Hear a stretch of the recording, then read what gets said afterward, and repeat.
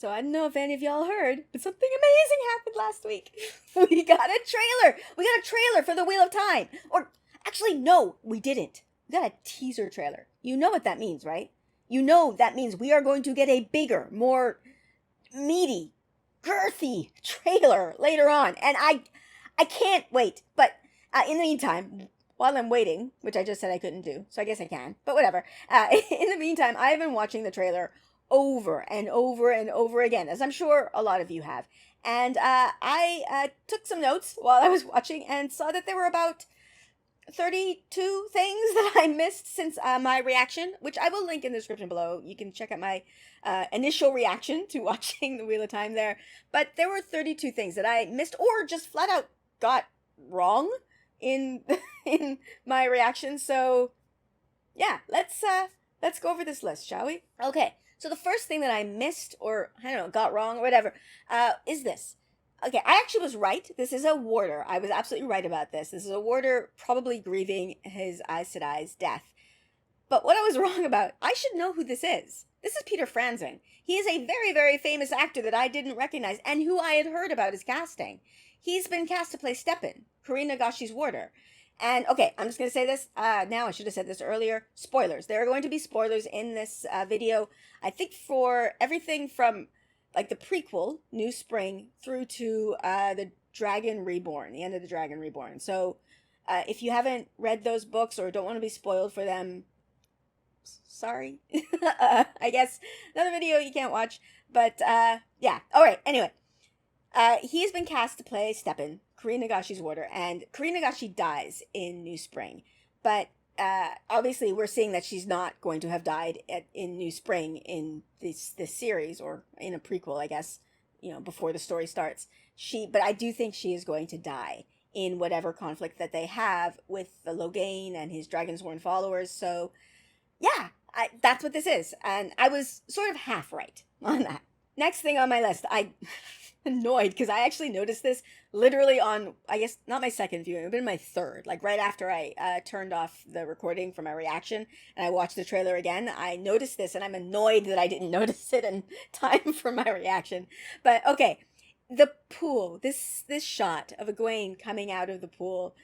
Oh, this shot is the shot I think that people are going to remember from the trailer. It is amazing. But I can't believe I didn't notice that. Those colors, the paint in the water, that's the Aja colors. So now my new theory is that this is Egwene's accepted test. And so she's coming out of the water. I really like this as an interpretation of the accepted test because, well, there's a lot of nudity in the books. And I don't really have a problem with the nudity, except that it's skewed. Like, it's very, very skewed female. Like, women are naked a lot more than the men in the books. And every female ritual that we hear of, the women have to be naked. Even in rituals where the men and the women are doing the same thing, the women have to be naked while they do it, and the men can be clothed. And that's weird and frustrating. Just because it feels very, very male-gazy. I like this as an interpretation, because it gives the same feeling as the accepted test, but we don't have unnecessary boobage. And I'm a fan of boobage. You can see my username, right? Like, I am a fan of the boobage, but unnecessary boobage, it just feels like it's meant to be titillating. Pun intended, or not intended, whatever. But it just feels like it's meant to be like, ooh, look, boobies, for no reason. And I like this as a way of doing it that still keeps the feel of that ceremony without turning into something where we're just showing boobs for the sake of boobs. Okay, so the other thing that I missed in this, this was pointed out by someone in my Discord. There's someone else there. There's someone else in this shot. They're standing there behind her. Can't see it? Okay, another person in my Discord, up the contrast, or whatever you do. I don't know. I'm not techie. I don't know what this is that they did to the shot, but you can clearly see that there's a person standing there, and I think they're in red. So I think this is, I mean, it could be Elida. I doubt it's Elida, but, because we haven't heard about Elida's casting. That's why I doubt it's Elida. But I think it's just, a sister there for Egwene's accepted test, and I think that's great. Okay, so another thing about this possibly being Egwene's accepted test is that it gives me a new theory about the initial shot with Nynaeve pushing Egwene off the cliff. I now think my newest theory, I go back and forth on various theories, but my theory right now as of recording is that is part of Egwene's accepted test, because you have these experiences of your life that are a little bit different from reality or whatever. I think that could be one of hers. And yeah, anyway, that's my new theory right now. Hey, another thing about this shot, sticking on this shot for a while. Okay, so we have the voiceover. The Wheel of Time turns, ages come and pass, leaving memories that become legend. Legend is when Egwene comes out of this pool. Like, if I was watching this trailer and I had not read the books, I would come away thinking Egwene was the main character. That is amazing. I have, my feelings about Egwene are not entire. Like, I am complicated. My feelings about her are complicated. I am complicated. What the hell? But anyway, my feelings about Egwene are complicated, but she is deserving of that. Like, she's deserving of being called a legend. She's deserving of that prominence in the trailer, and it's so exciting to me that's, yeah. I love that the women are centered in this trailer. It's amazing.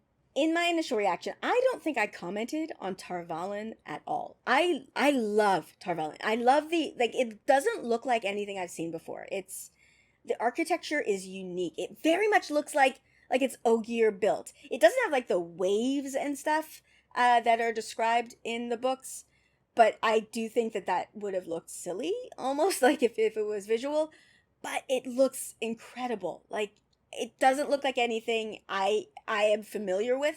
I'm not an architecture person, so maybe somebody can point out like inspirations, but I can't. To me, it just looks new and interesting, which makes it feel like, yeah, no, that's organic, and the Ogier could have built that. The other thing about this. So, us book fans, we know the shape of Tar Valon is, the island is distinctive. It is recognizable as the seat of female power, to put it mildly. In this shot, did y'all catch the shape of the White Tower? We have one tall protrusion in the middle with two sort of globe-shaped protrusions at the base.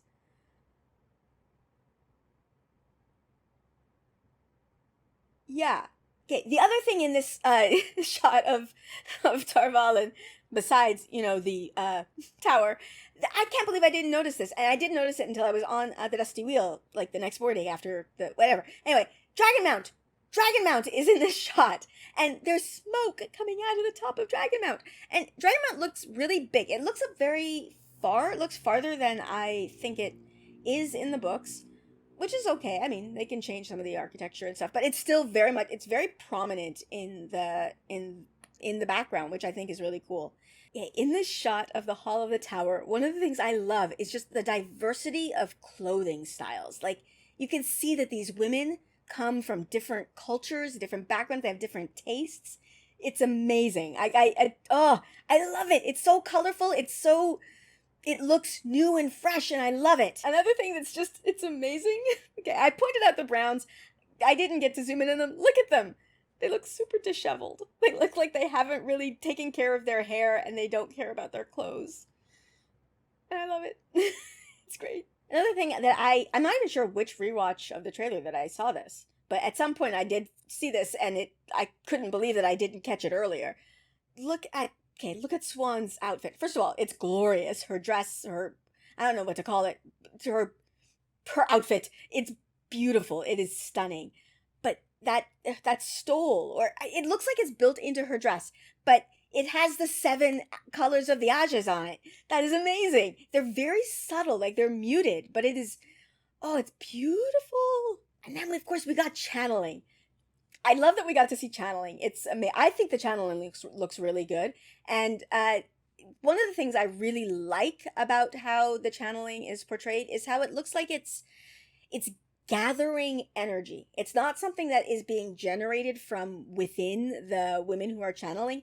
It looks like they are gathering it from the environment around them, which I really like how that looks, because the idea of channeling is that channeling, the one power is the power that turns the wheel of time. It is around you, and these people who can channel are ones who can use it. So I like the idea that it's just around. The one power is just constantly around, and these women just take it and then they weave it into something, and it's incredible. Not really much to say about this shot. I just love it. I kind of pointed this out, I think, in my reaction, but just look how stern Lyanna looks. Fire! Oh, I love it. Anyway, okay. Okay, this is one that I just got wrong in my reaction. I said that this was Karine Nagashi. It's not. It's Alanna. I was wrong. I don't know why I thought that was Karine. I just did. But if you look at this, like this battle or whatever this confrontation is, I love how it's the greens and the reds working together. I don't know if the reds are happy about this, looking at their face. Not sure that they are. But like they should work together. Their missions kind of go hand in hand. Like, I like that. I like this this pairing. It's good. Another thing I missed, and I like it. It's not important, but I really love it. Look at these bridges.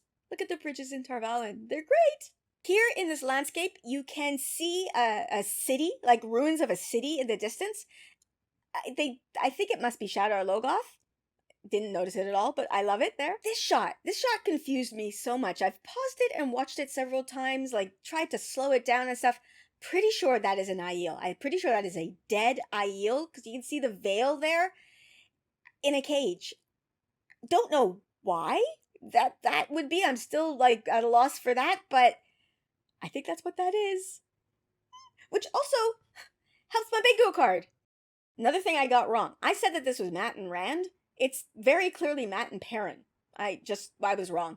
But I think that this has to be in Shadar Logoth, because the city, like, this looks like a ruined building. So this could be just like a nice character moment between the two of them. Okay, so in this vertical shot of the tower, it's going to be my first, like, mini criticism, I guess. When I pause it to look at it, it does look a little CGI. But in a continuous shot, I don't see that, so, it's not really that big a deal. But, alright, this is a personal issue of mine. There are no railings! Like, I imagine that this is a place where all the sisters can come and, sit and listen as the hall of the tower convenes their meetings or whatever. Anyone can watch. And I think that's what this is supposed to be. But the idea of just standing there on the edge with no railings, that terrifies me. But also in this scene, like, okay, moving beyond the nightmare of standing and possibly falling down into the floor of the tower. But whatever. Look at Swan. Look at Swan's robes, like the train of her garment. I'm not particularly a costume person, but these costumes they're giving me life, man. All right. So in this scene, we have Lan. The Dark One is coming for your friends. Who is he talking to? Someone is holding a sword to Lan's throat, which is pointless. It does, might as well not be doing that. But that person who's doing it is a good guy, right? Like, he's telling them the Dark One is after your friends. So, who is it? I doubt Rand would be doing this. Like, can you imagine Rand holding a sword to Lan's throat? Especially early on? Like, no. No. I mean, watch me be wrong. Watch Rand pull a sword on Lan early on, and I'm just wrong, but still. Okay, so this shot of the Myrddraal and the Trollocs is impressive. It looks really good. But then, a member of my Discord upped the contrast on this moment, and holy hell. These Trollocs are going to be nightmare fuel. Alright, another thing I missed in this shot of Mat and Rand running. I think it's very, very blurry in the background, but I think they're running from White Cloaks, which is Baerlon, although they could do it anywhere, but it doesn't have to be in the city named Baerlon, but I think that's what's happening here. Alright, I said that this scene of Nynaeve in the forest, that this was the forest when she was, likely running after escaping from Shadar Logoth. The timing may still be right. It still may be happening then, but I think actually what's happening for sure here is that she's in the middle of a Dragonsworn, like Loghain's followers battle. Because we see the Dragonsworn in the same sort of forest, the same sort of lighting, the same sort of fog in other shots in the trailer. Here, in this shot with Swan talking to someone here, Zul, member of my Discord, pointed this out. She might be talking to Nynaeve. The braid-esque shape happening there, the earring. It does kind of look like her. And Rafe did say that season 1 encompasses things from the first 3 books. So that could be happening here. This could be, and again, I said spoilers to The Dragon Reborn, this could be Siuan sending them off, sending the girls off to go and hunt. I didn't miss this, but I didn't highlight it. In the scene where, one of my favorites from the trailer, where Nynaeve is brandishing like her tiny little blade at some monster or whatever, Egwene is too. They are both fighting. These, like, neither of these women are like shrinking violets. They are both fighting. But I just love Nynaeve's instinct to protect.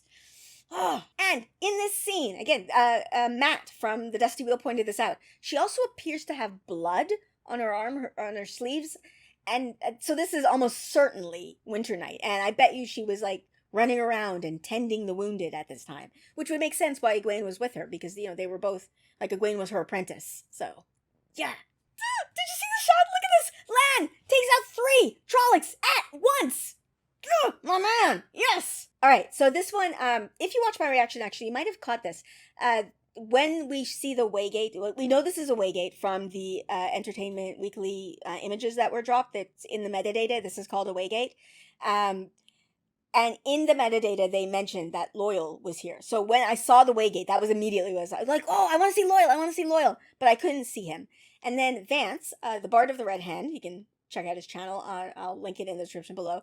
But he tweeted this, and you can see he did some like rudimentary math and counting, which I guess I could have done, but this is why we're a fandom. We share our information. But he did some counting here, and I'm pretty sure that's Loyal in the background. And if you zoom in, you can't really tell for sure. You can't really see him, but still, that's Loyal. Yes. I mean, I knew we were gonna get Loyal, but we kind of can see him here, and I love Loyal. Loyal is I love him.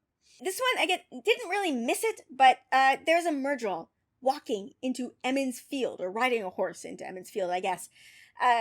We knew this, but this is just like, it's solidifying it for me. We are going to see the Winternight battle. We're not just going to see the aftermath. And like, we've seen bits of it from before, but this is the beginning. Like, we're not just going to come in on the middle of it. We're going to see this. This is amazing. In this fight scene here with Moiraine and Lan, you see the amazing synchronized channeling and fighting between them. Like, he rolls under her weaves. These two are connected. They have been working together for a while now. That is amazing. And then, of course, here, final shot. I missed this completely until I was doing like a slow down watch where I was like frame by frame by frame. A Trolloc gets fried by lightning. Yes! So yeah, these are, I don't know, I stopped counting, but on my notes I have number 32. 32 things that I missed or got wrong from my initial reaction to the trailer. How about you? On your rewatches, I am sure all of us have been watching and rewatching that trailer. What did you miss? What are things that you picked up? What theories do you have?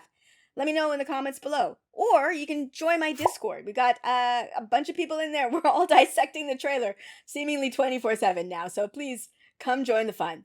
And if you like my channel, like what I do, you can check out my Patreon. My patrons, you guys are amazing. I love you all. Thank you so much. I will link to my Patreon as well in the description below.